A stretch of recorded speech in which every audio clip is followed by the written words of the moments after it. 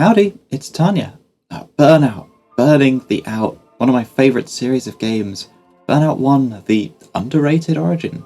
Burnout 2, the one that nailed down the atmosphere. Burnout 3, the party animal. Revenge, the edgy one. Dominator, the still sweet oddball. Legends, the handheld powerhouse. And the one that brings them all together, the last one. And maybe my favourite game of all time, Burnout Paradise. A lot of fans dislike this one, however, or at least figure it to be a downgrade. And, I understand that. It has a lot of flaws, and these are ones I will cover. But it is still my favourite game regardless. I want to look at these flaws and present a vision. A vision for what could make this game not just my favourite, but an incredible one overall. So, things I like about it first. Things that don't need much changing. Number one is the map. Criterion, when they designed Paradise City, absolutely knocked it out of the park with this one. It's a gigantic city, with a rural area to the west ending up with a mountainous section. Big Surf Island, the DLC, added an incredible island to the east of downtown. So let's look at this whole map. It's split into 6 sections. Downtown Paradise, Palm Bay Heights, Harbour Town, Silver Lake, White Mountain, and Big Surf Island.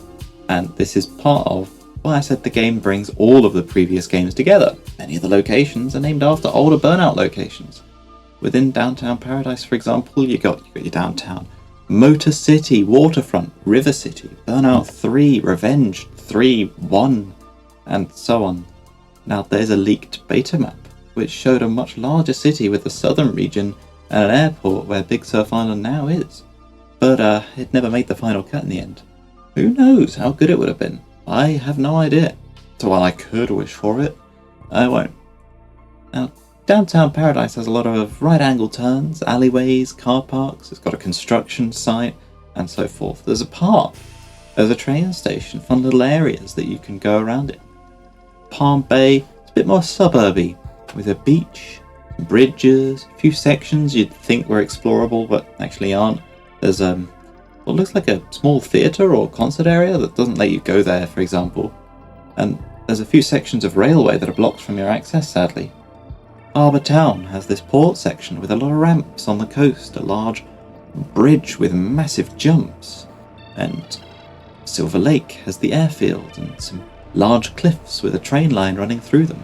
It is actually quite small compared to its neighbour, White Mountain, which has some of the wildest roads in the game. You've got the quarry, the stockyard track, and a lakeside town called Sunset Valley, which, again, seems like it would have more than it does. Finally, Big Surf Island, the large DLC expansion location, is just this giant playground with many explorable buildings and car parks where you can go on the roofs, the largest jumps in the game, and many interesting areas such as the construction site, the film set, and then the in-spiral car park.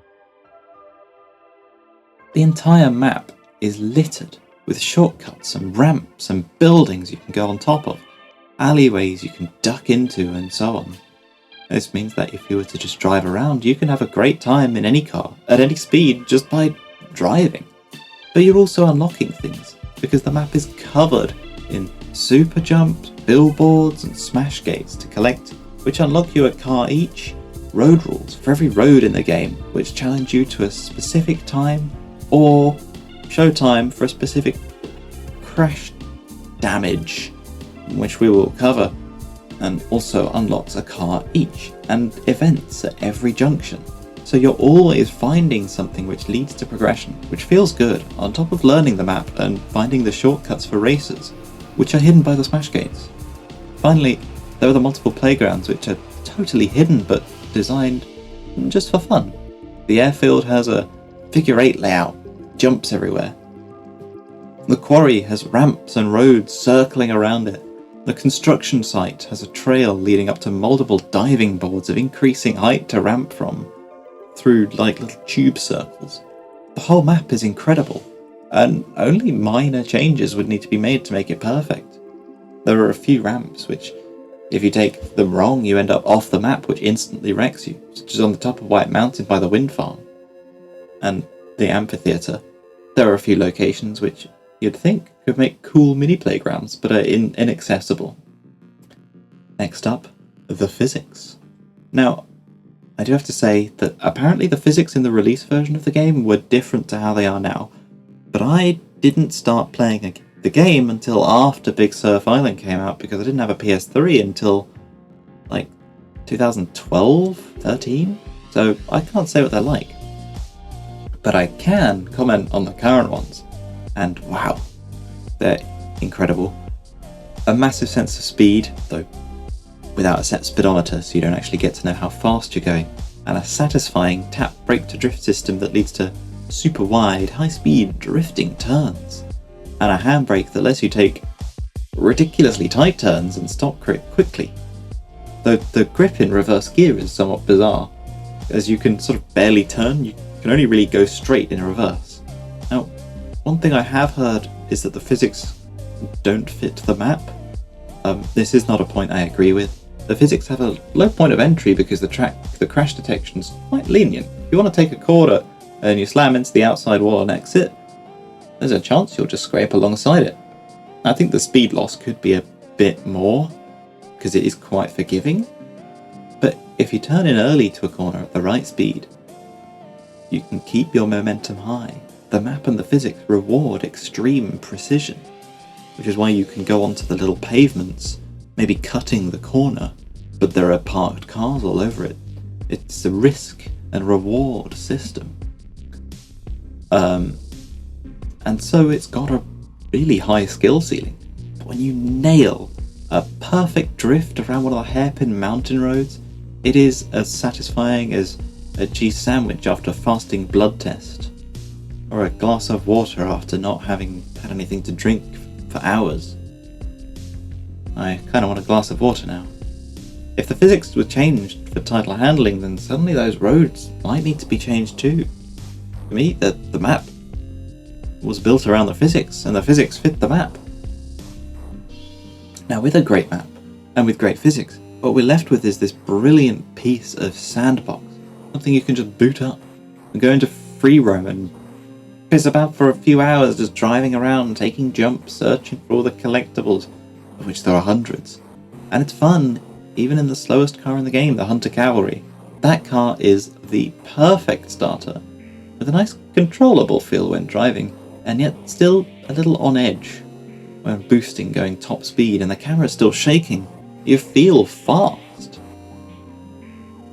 And even with that car, you can access the whole map, taking every shortcut and landing probably every super jump, though I'm unsure about the airfield pipe jump, because that one's tricky regardless of what car you're in. However, when you leave the sandbox mode and start playing the game, things change a bit. The game starts feeling a little stale, repetitive. How does that happen? How does a huge game with dozens of cars and hundreds of roads get to be that way? It's the progression. Let's start with the cars. You start off with the cavalry, as mentioned before. If you have the DLCs or are playing the remastered edition, you receive the legendaries, the toys, the cops, the boost specials, 2 of the bikes, and the Carson Dust Storm. Most of these DLC cars do break the progression if you use them immediately, being faster than they should at that point in the game. Maybe giving them an unlock requirement would have been better, but that tends not to go with DLCs and games. Considering all the DLC was included in the remaster, maybe that could have been part of it too, though overall, it's not too big a deal, but it would have been nice to see. Starting with the cavalry, you'll then unlock a new car based on how many wins you have. At 2 wins, the Hunter Mesquite will be available. At 5, the Hunter Vegas. At 7, the Krieger Pioneer, all the way up to the Carson GT Concept at 90 wins. But they won't appear in your garage immediately, rather they'll pop up, roaming around the map. Except that what that really means is sort of they'll spawn near you every so often, and then it's up to you to take them down in order to unlock their wrecked car, which you'll then have to drive to a repair shop to be able to change the colour. This is actually a really cool way of unlocking new cars, because they become a target. You focus your energy on beating that bastard. You'll be driving around, and then all of a sudden you see them flying down the road near you. You scramble into action. You might have to turn around or take a different route to where you're intended. You're scrambling desperately, trying to catch up, to follow them, and then trying to ram them. It's an intense feeling, and it makes taking them down, stealing their car and using it in races all the more satisfying, such that you'll probably switch to it as soon as possible. And as you progress, the speed stat of the cars you unlock will continually raise, starting at 1 and ending at 7. Every car on the list has an alternate version, an upgraded one. In order to unlock these alternate cars, you have to do a burning route, a time trial specific to that car, and they are unlocked as soon as you get into that car, and you have to use that car to do it. And these can sometimes be very difficult. I'm looking at you, Carson 500 GT, requiring you to pretty much not crash at all to succeed. However, the upgraded car is often rather underwhelming, and when I say often, I mean almost always. The upgraded car will have a new livery, and generally, one of 3 upgrades. An increase in a stat by 1 pip, an increase in one and a decrease in another by 1 pip, or nothing. Just no difference. Sometimes it will have a change in boost type though. That's disappointing, especially considering some of the alternate cars are really interesting versions of that car. The Hunter Cavalry, for example, normally a road car, upgrades into the Oval Champ 69. Nice. Which looks like a classic NASCAR, except, well, it's the same stats with 1 more pip in strength and a change to aggression boost. The Kitano Hydros Custom upgrades into the Hydros Techno, which is a replica of the custom coupe from Burnout 2, an incredible reference, but the stats are identical. If you use a mod to find out the speed you're travelling at, because the game doesn't have a speedometer, you find that the top speed is increased by 1 mile an hour. Wow. Well, what's the point? So, what would I do? Well, I'd change not only the stats of the upgraded cars significantly, but also the unlock conditions. Instead of being able to go to the burning route as soon as you unlock a new car, and just ignoring the one you had before or only using it for that one event, you'll be given the chance to unlock this upgraded car much later in the progression, and only after completing a certain challenge. Let's use the Cavalry as an example. The Oval Champ 69, instead of being almost identical to the Cavalry, will now have a top speed of 5 pips, a boost of 6, and a strength of 6. Instead of just being able to do the burning route, there is a challenge. This challenge unlocks after reaching the A license, which in the base game unlocks after 50 wins, and that challenge is similar to the free burn online challenges that I really enjoy. Using the Hunter Cavalry, start from the Motor City Junkyard and race to the Shot Car Raceway, completing 3 laps within X amount of time, for example. Then the Oval Champ 69 unlocks. Each challenge would be themed around the car and be unique and interesting. Maybe for the Hydros Techno it would be, after reaching 80 wins, race along the I-88 in the Hydros Custom in oncoming traffic and reach a 6 times burnout as a little nod to Burnout 2's Interstate 88, and since it's a speed class car. Maybe for the Krieger Pioneer Gator, the unlock could be, after reaching 60 wins, perform a signature takedown by smashing an opponent into the aircraft carrier in Harbour Town. Aggression cars could have takedown or crash mode based challenges, and that one references that it's the Gator by doing it on a boat. I don't know, I'm just spitballing here. Maybe the Hunter Vegas' upgrade challenge could be, after 55 wins, perform a barrel roll at the Paradise Amphitheatre onto the main stage and do a donut, referencing the Carnivale upgrade. Assuming my small suggestion of making the amphitheatre accessible comes through, of course. That's the type of challenge I'm thinking of. Stunt cars get stunty challenge, speed cars get speedy challenge, and aggression cars get aggression-y challenges, with exceptions if it fits the theming. BAM! Unsolved cars. Bosh, onto the events. Now, they get pretty repetitive because each one is, and it's odd to say this, too free. Every race is just a scramble from one point to the other, trying to find the fastest route, and there's only like 7 points that exist as like an end point. So you'll kind of end up going to the same road, which is shared by 10 other racers, and just driving along that road until you reach the end. It's pretty much always the same routes over and over again.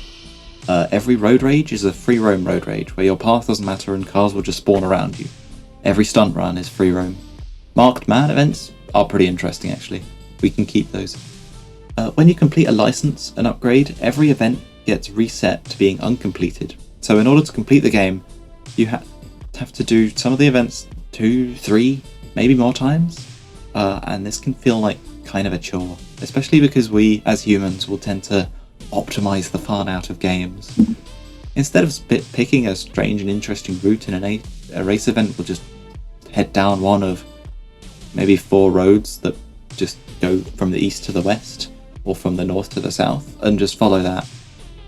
Instead of attempting a stunt run in a challenge location, we'll just head to the nearest easy place, such as the construction site, the airfield, the quarry, and just do the same jumps over and over again until we reach the score, and so on.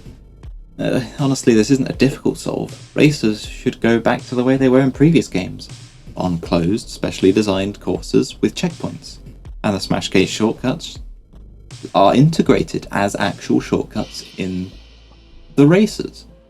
They used checkpoints in the Big Surf Island DLC, and it made the races there far more interesting, and when you create races in online, you can add checkpoints. And if you add the old arrow walls from prior games, you've got a closed circuit without having to add a ton of props. I don't know. I'm just spitballing. Road Rages could reuse some of these tracks too. Not much more difficult there. Stunt runs are limited to a certain circle of the map around the junction you started at. That could be an idea. Since we've removed burning routes, that gives space for more events, meaning repetitiveness could decrease. And we can keep 1 or 2 of those free roam style road rages, races and stunt runs. But maybe instead we use them as a license graduation test. And hey, perhaps we could ask nicely if Midnight Club would let us borrow the unordered checkpoint hunts from its games for some races too.